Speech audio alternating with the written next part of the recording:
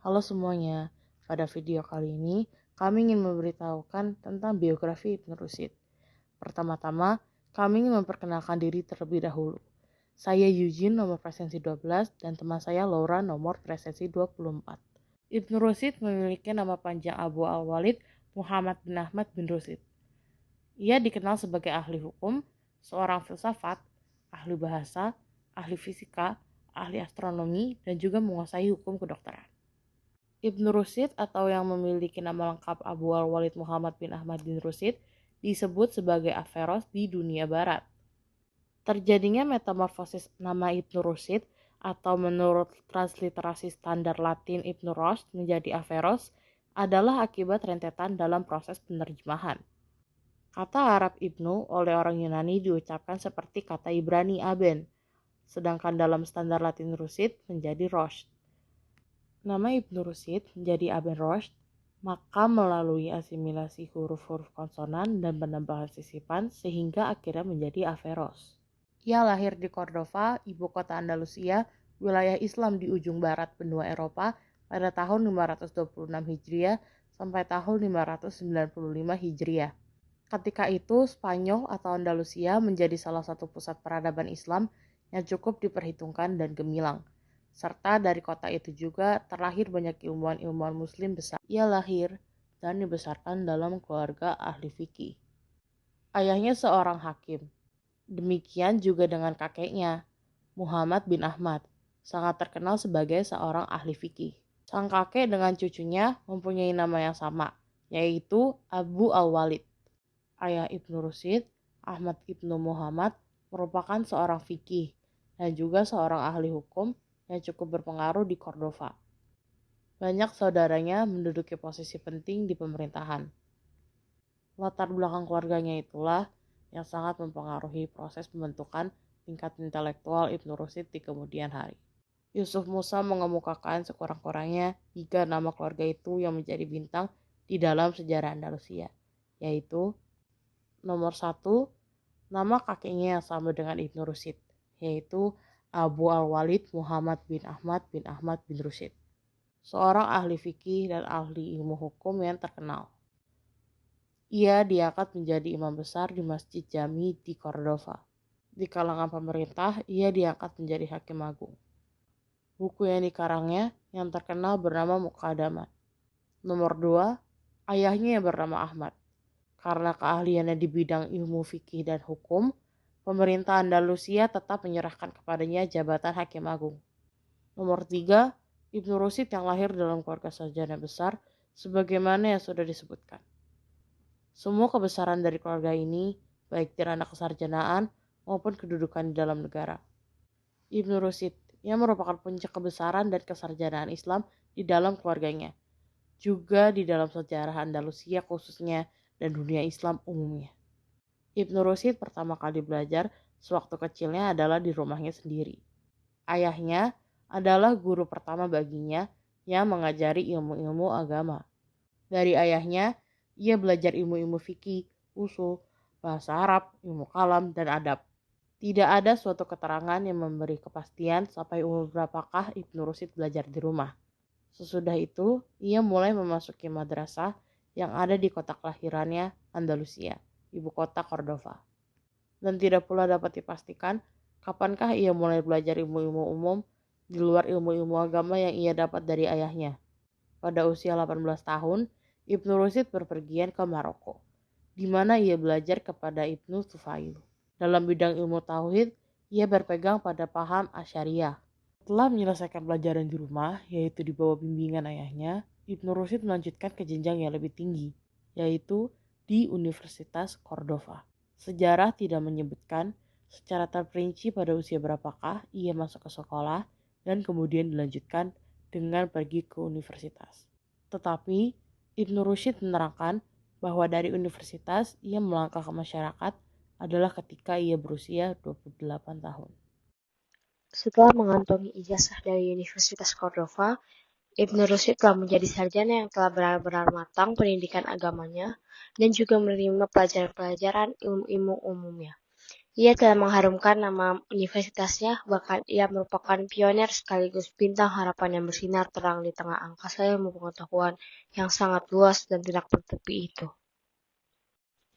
Ia memiliki keluasan ilmu yang dalam pada ilmu agama dan ilmu umum.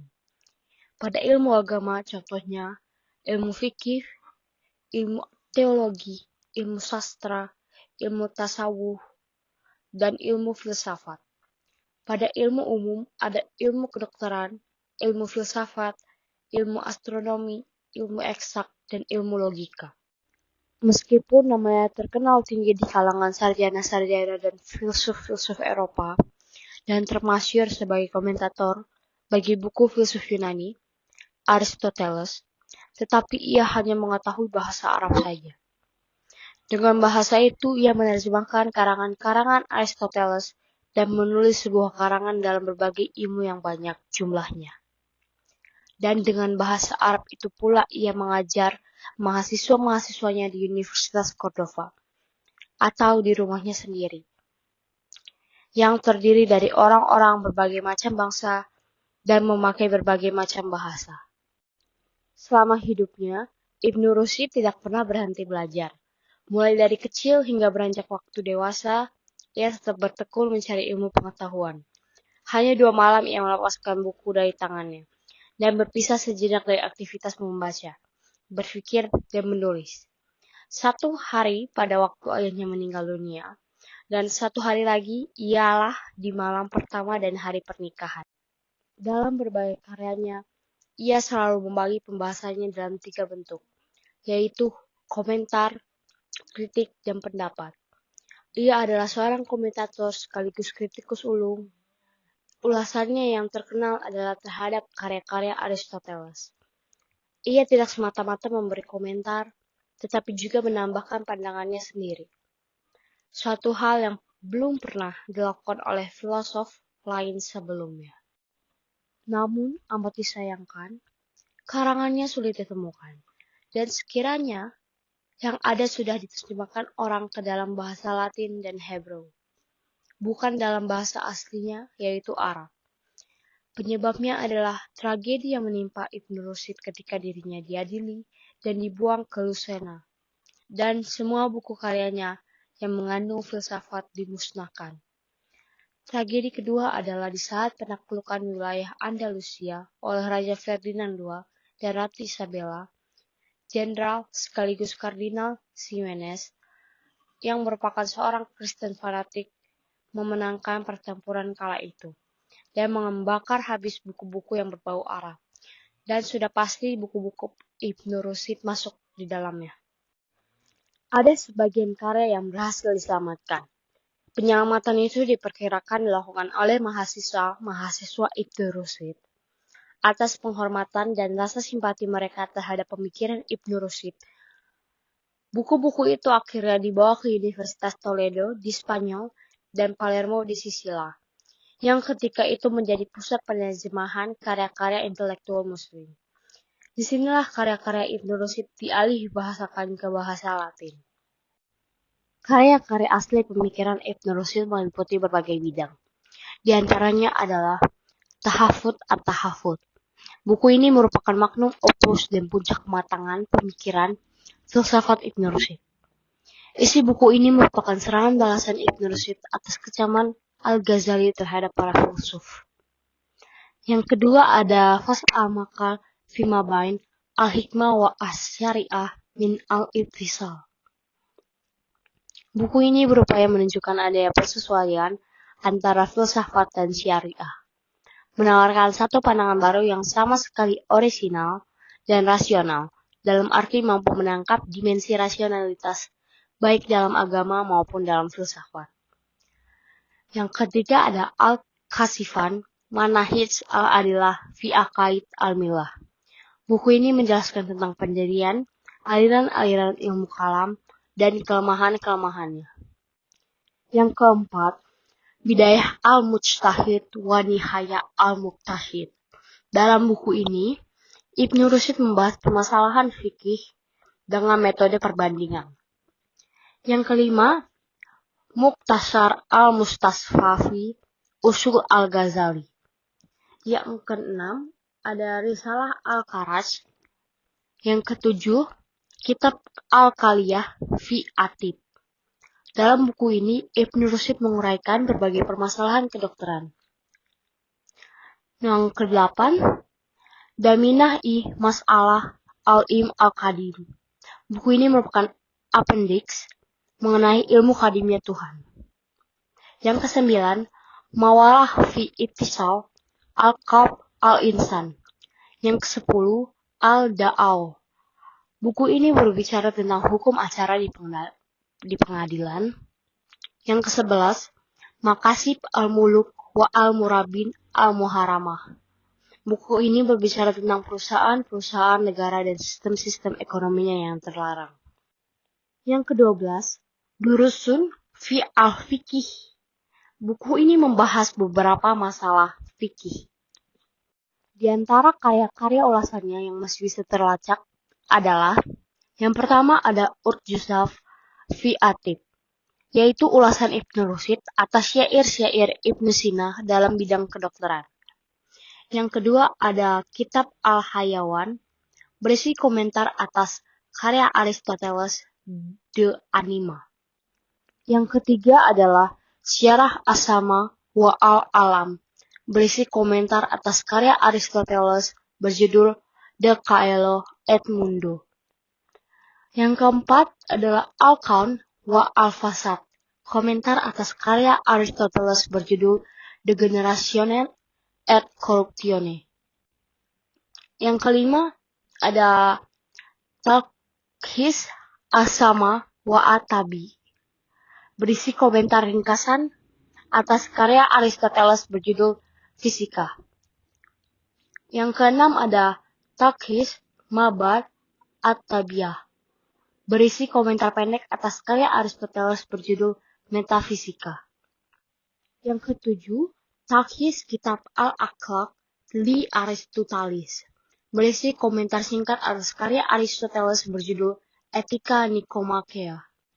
Yang ke-8, Syarah Kitab Burhan, berisi komentar atas karya Aristoteles berjudul Demonstration. Yang ke-9, Talkhis Kitab Asyishir, berisi komentar pendek atas Poetika Aristoteles. Yang ke-10, Talkhis Makhal Porphyrius, merupakan pengantar logika karya Porphyry. Manuskrip ini terdapat di Leiden nomor 2073. Yang ke-11, Talkhis Kitab Al-Himiyat karya Galen, diselesaikannya pada 1993 Masehi atau 589 Hijriah.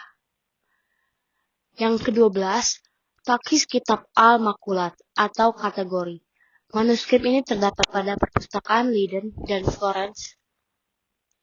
Yang ke-13, Jawami Siasaf Afatun. Kritik dan komentarnya itulah yang menjadikannya terkenal di Eropa.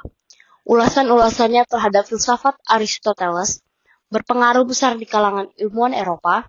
Selain itu, ia juga banyak mengomentari karya filosof Muslim pendahulunya, seperti Al-Farabi, Ibnu Sina, Ibnu Bajjah, dan Al-Ghazali. Popularitas Ibnu Rushd memuncak pada masa Khalifah Abu Yaqub Yusuf bin Abdul Mumin. Popularitas Ibnu Rushd memuncak pada masa Khalifah Abu Yaqub Yusuf bin Abdul Mumin. Kedudukannya begitu agung di sisi Khalifah.